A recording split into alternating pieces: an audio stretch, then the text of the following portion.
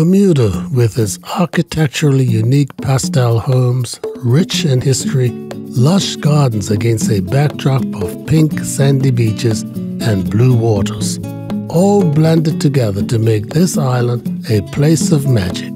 Small wonder the Calypsonian deemed it another world.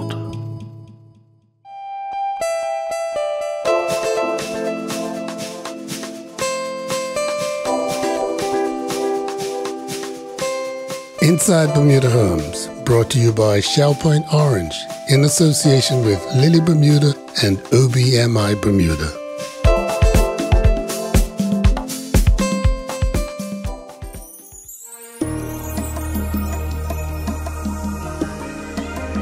Last week, after a tour of Beverley Farm Cottage, we promised to show you the gardens that surround this magnificent house. Well, promise made, promise kept. Today we're with Jane Jackson, our host again, and we're going to show you the lush gardens full of citrus, bananas, and cedars, and that 5-hole golf course. Just outside the kitchen to the cottage is a large bell, but it's not a ship's bell as one with a nautical bent would surmise. No, it looks like a Swiss cowbell. But if it is a Swiss cowbell, what would it be doing in a Bermuda garden? Here we have a Swiss cowbell. It looks more like a ship's bell. It comes in handy when people come to the door and want to ring. It's quite loud, and you can hear it pretty well all over the house and on the other side in the garden. It was bought by my mother and myself in Switzerland back in 1963 when we lived over there, and it is made in Buhl, which is a famous foundry for this sort of thing. Cows in Switzerland love their bells, and you start with a little bell on a little cow and you graduate it up to a large bell. This is sort of a medium-sized bell. And if you ever put a large bell on a large cow and then return to a little bell, he does not like it, she does not like it. This is rather attractive. Is this what you call a spirit house? Yes, Charles, you're right. It is a spirit house. You see these things out in Thailand and those sort of countries. It's meant for the spirits to live in. Good spirits and bad spirits, they all live together in it. But what they do is actually, it keeps them out of the main house. So they have their house and we have our house. This is a dancing girl. She is one of the many statues in our garden. She came from my parents-in-law who had her in England and had her indoors. But we put her outside and she's all sort of turned this lovely coppery green, and we rather like that. The sundial here is another piece of bronze statue in the garden. It has been in my childhood life. It's an old one, and it's quite interesting to set a sundial. You have this bar in here which casts a shadow on numbers here, which are the hours of the clock. And when the sun is out, and unfortunately the sun isn't out today, it will give a mark distinctly saying it's 11:30, 11 o'clock, 12, whatever. It has to be set towards the North Star, and preferably when the sun is out at high noon. Unfortunately, there's no sun today, and of course we're on summertime, and it is an hour behind. You have to reckon that. This is the dancing boy, which sits in one of the rows on the estate here. It has been in my childhood lifetime, and I've grown up with it, and I still have it. We've just seen the dancing girl. He actually faces her. They dance together. It is made by a French sculptor by the name of Doré. And of course there are other copies of it, one of which is in the Louvre in Paris. And it was given to my father by a very good friend called Paul Andrews, and he left Bermuda back in just before the war. And he said, if I ever come back, I want it back. Well, we never saw Paul Andrews again, and we have the sculpture here. A bee bath. Now, there are not many people that have a bee bath in their garden, but we do have beehives on the property, and the bees will come here. They do need water, but they don't get in the bath. They actually walk around on the moss here, which is being fed by the water, and they will soak up what they need of moisture from that. They sometimes come to the bird bath, which is over here. Birds do what you know birds do in bird baths. They get in there and they flick water all around and what have you. And this has a special soap dish for the birds. It's all a bit of a humor. It's a frog holding a soap dish, so why not? It's been in the family for some while, and the birds really enjoy it. This is a path leading to the garden. You'll see it's made of terracotta tiles, but they're not just tiles. Back in 1926, Bermuda experienced a terrible hurricane, and the Anglican Cathedral in Hamilton lost a good chunk of its roof, which these tiles formed. My father was able to purchase the rest of the tiles, which they took off the cathedral, and we have made this pathway with these tiles. Now, you may notice that they have little holes in here. That's where the screws went into the fixture or the structure underneath the roof to hold them on, but the hurricane took them off. This here is a grapevine. It drops its leaves in the winter, so it's just starting back again. Originally there were 4 grapevines here, and they were all held up on a trellis work which came crashing down one stormy winter night. So this is the last one, and in order to have it fixed up somehow, this here is my first study in cement. I actually built this thing, and with my husband helping, and he fixed the trellis work. So now we have this grapevine starting out. It will be entirely covered in leaves by summertime. We hang lights underneath, which makes a very nice evening feeling. However, it did all come crashing down in Gonzalo Fay, and it has been restored.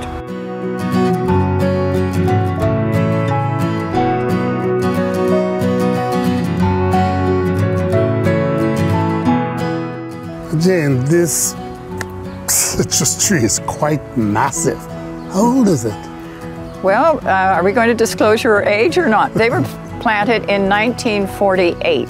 They're probably one of the oldest citrus groves in Bermuda. I do know one that's slightly older. This is grapefruit here. It's a yellow grapefruit. We have oranges in that direction and other fruit further down. My brother was renting the cottage at the time, and he planted them. He got them from another relative who was also planting another orchard, and that orchard was out where SAL is now. It is no longer in existence.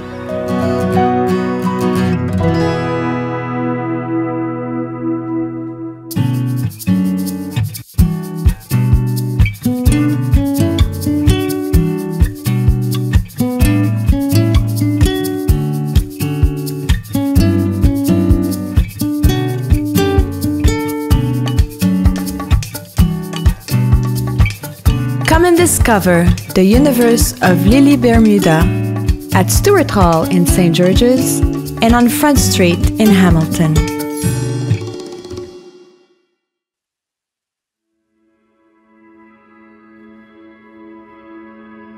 A magnificent pot of epidendrums points you to a second garden lush with roses, magnolias, cedars, and a variety of flora and pittosporum.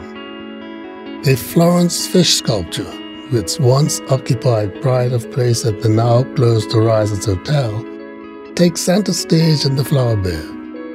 Uniquely, golf shafts are used to prop up plants, an idea devised by Jane's late husband Edwin, a golfer, as well as a DIY aficionado.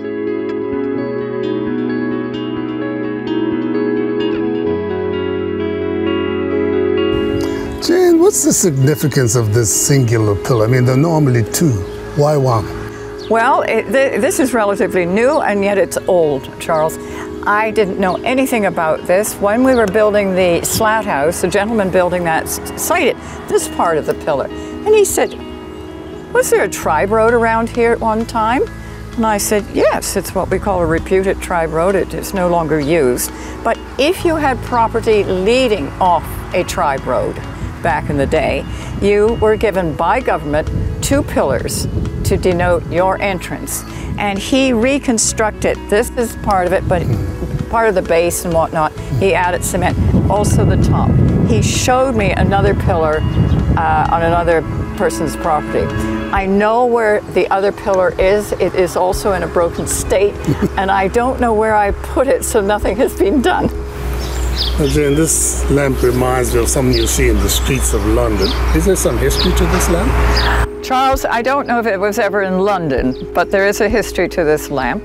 My father purchased it at the cathedral, again back to the Anglican Cathedral in Bermuda. They were having a sale. I think they were putting in electric lights. These are, in fact, if you notice up there, that bar, gas lamps originally. And some gentleman would have to come at night with his ladder, go up there onto that bar, turn the light on, and in the morning, repeat, turn it off. Father purchased them, and they've been in the family as long as I can remember. Well, we're in the slat house on the estate. It was built around 2000. It was meant to be for me to propagate my flowers. But my husband decided he was taking half of it for his work shed. And you can see that is how he worked. It was always a mess. And Mr. Ming has now come into the helping with painting shutters, and he continues to use it as a work shed. He's a lot tighter than my husband. We also use it for drying the onions, which have just been harvested. They will stay here now for this summer, like that. It can be used for many things. In fact, it's raining today, and we're sort of standing in here trying to keep out of the rain.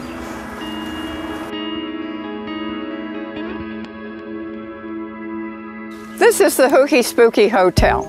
It was called that when we were children because the whole place had been overgrown with what you see here, but even more dense, and we were always scared of this building, which was always the ruins. It was the latrine for the farmers who used to farm the place. It's a 2-holer, and so we restored it somewhat and renamed it the Hooky Spooky Hotel.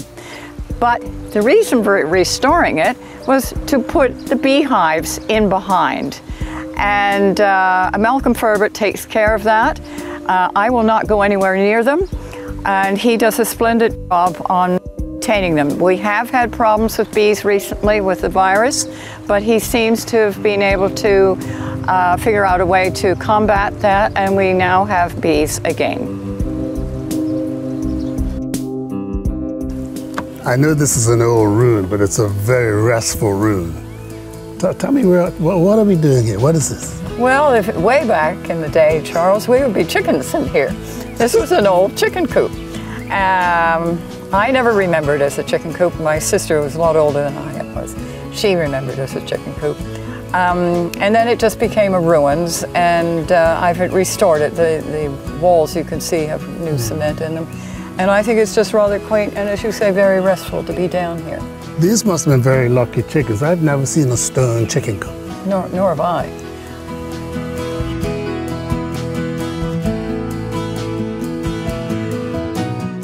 Then this is an array of bananas. But what kind are they? Yes, Charles, you're right. They're different. We have 3 kinds at the beginning down there. A rather tall one, they're plantains, or sometimes called Orinoco's. The next group are called Jamaica Reds, and there are no bunches on those, unfortunately. And here behind us are what we call Cavendish, and that is the normal banana that one finds and eats in Bermuda. When somebody says a banana, it's usually a Cavendish. And so here we have a superb bunch about to come off. That will be hung over at my cottage on another tree, and we eat from there. And then you have your banana bread. Then I have my banana bread, you're right. Now I picked these up along the way. They have no scent to them. What are they? Well, I fix them up too. And they are sour suckers. And when we were children, we used to always be playing outdoors, which poor children don't do today, but we would eat these. You can eat them, see? And they're sour. Very much so. And we will live to survive. I'm hoping you're right. Beyond the banana patch and its accompanying plant life stands a magnificent stone building which Jane describes as the old stables, which must have housed some very fortunate horses. Like the chickens, they doubtless lived in style. So we're at Beverley Farm Golf and Country Club. In order to be a country club, you can't just have golf. So we have ping pong. That makes us a country club. Here it is, ping pong table. We also have in this room a collection of artwork, and there are various paintings. There's even an old birdseed there, some done by my mother-in-law, but there's simply no room to hang it in our home. So this has become the art gallery. You can see all the way around and up here on the wall too. At the top, you'll see two cedar plaques. They are actually from Riddles Bay Golf and Country Club. As you know, that all went into receivership, and we as members were allowed to purchase a few items. I was able to get these two plaques. There were many. But if you notice on the one on the right-hand side, at the very top, the first two names are Jane Watson. I am Jane Watson. I am now Jane Jackson, and I won the club, Ladies Club Championship, and my names are there. We have over here a very interesting tank. It's a thing they stored peak freen biscuits in when they used to ship them out from England. Apparently it's over 100 years ago. And it was used as a tank. And now that's strange, but it used to be up in the rafters. And people would have to pump from the tank outside by hand up into that tin, and then they would have gravity flow for a shower or toilet flushing or whatever they needed water for. And you'll notice on top is my and my husband's wedding cake. He was a golfer, so am I, and you can see we have the bride's cake denoted by silver and the gold for the groom's cake, and everything is decorated in golf items. Here we have steps. They are just ordinary steps, Bermuda stone, but they're not quite that ordinary. They are actually the stone from the top of my grandmother's grave, and when we had to open that grave to bury another member of the family, they being the people running the church and the graveyard, requested that we would replace the top of the grave with cement slabs, which they do today. And I said, well, that's idea anyway, but could I have the stone? And yes, it's over there. Just go get a truck and get it. So brought it back here. Then we thought, where are we going to put them? So they lead now up to this upper level of garden. And now, having seen the gardens and all their splendor, it's time for the pièce de résistance, a game of golf on the farm's private 5-hole golf course, the Beverley Farm Cottage Golf and Country Club, complete with its own scorecard. The property covers some 7 acres, and the course is, well, mildly challenging as I ventured to take a club and play with Jane. This is a small course, but is it a simple course to play? You're right, it is a small course. It's a short course, although the card wouldn't say that. You'll have your problems. This is meant to be a par 3, but it's stated clearly there is par 5, and it's because it'll take you 4 putts to get in, if you get on the green. There are no hazards. That's what I was going to ask you. Oh, no hazards, no traps? No hazards on this hole, no traps, no water. It's clear sailing right up to the pin there, and just good luck. Now, when would you play golf, and who would you play golf with?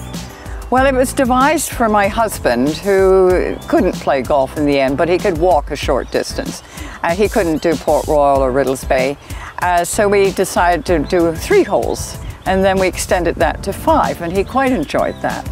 And now I play with some of my senior friends, and they're actually coming over tomorrow night to have a round of golf. And it's when it is mowed into action. As it is now, we have mowed greens and mowed tee-off areas, which we're standing on. And that is not maintained throughout the year. But when I have a party, then the greenskeepers come and they mow it. And then I see you have your own scorecard. Yes, I do. And why not? You need to keep a score. And as you might know, on a normal golf course, they'll have cards, and you'll have a gross score, and you'll have a net score. And the net score is when you deduct your handicap. Let's not even get into handicaps now. No, please don't. But this course does not have a net or handicap arrangement. We have a gross score, which is what you actually hit, and a cheated score, what you think you'd like to hit. Yeah, that's what I wondered what the cheated score was all about. Only here, on the card. So I wouldn't find that at Port Royal? No, definitely not.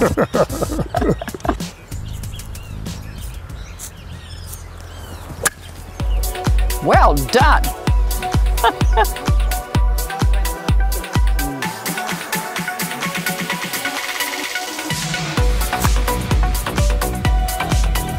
Well, you're getting closer. That's better than the other one. Well done. Ouch! Ouch is right. Oh, you did well.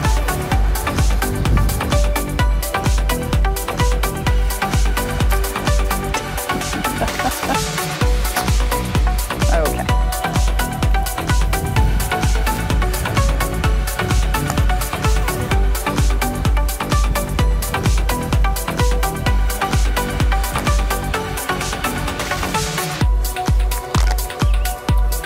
Oh, you're going to use that one. Oops.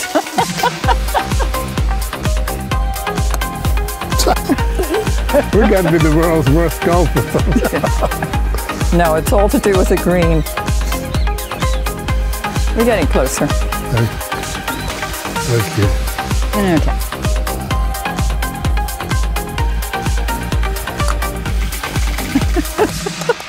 Well done. There's nothing more refreshing after an exciting game of golf than afternoon tea. And it's been prepared very elegantly by Jane. So tell me now, Jane, what have we here? Well, Charles, we do have a lovely set of tea cups and saucers and a very nice teapot to serve some excellent tea out of it. It is, as you can see, the initials on it, belonging to William Perrott, the postmaster, but it was his parents, and his father was a William too. And it's made by Peter Palais. It is a very precious Bermuda teapot. So we use it for serving good tea in the garden. In addition, we have some tuna fish sandwiches, which I think you like very much, don't you, Charles? Very typical sort of Bermuda thing, but more important is the banana bread. I have put some butter on some slices for those who like butter and some not. I personally made these slices of banana bread, and the banana bread itself comes from bananas off the property. So would you like to try a piece? I think I'm going to treat myself to banana bread without the butter. Here at Beverley Farm Cottage for Inside Bermuda Homes, I'm Charles Webbe.